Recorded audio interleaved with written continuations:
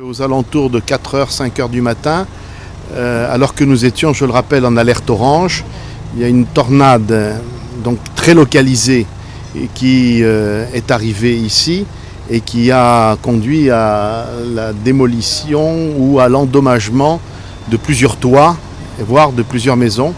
Pour l'instant, le comptage précis donne 150 maisons qui sont concernées, mais dont 40% dans des conditions plus graves, plus sérieuses. Il y a ouverture d'un gymnase par la ville d'Arles pour recueillir les personnes qui ont été profondément touchées par l'événement, notamment des personnes qui étaient dans un camping. Il y a donc une quarantaine à cinquantaine de personnes qui sont dans ce gymnase.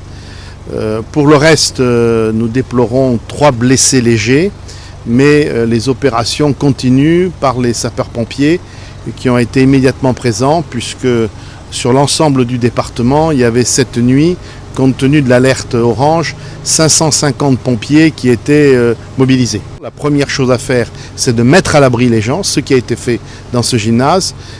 Après, il y aura la phase effectivement d'hébergement dans des conditions moins précaires. On peut parler de catastrophe naturelle?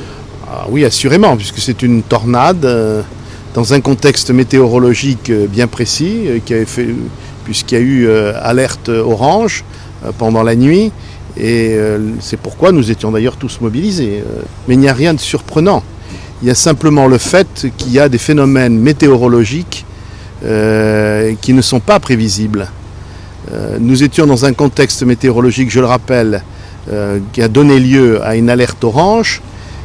Dans des circonstances comme celle-ci, il peut y avoir des tornades sur un lieu très précis, c'est-à-dire des tornades très localisées et qui peuvent être d'une force importante.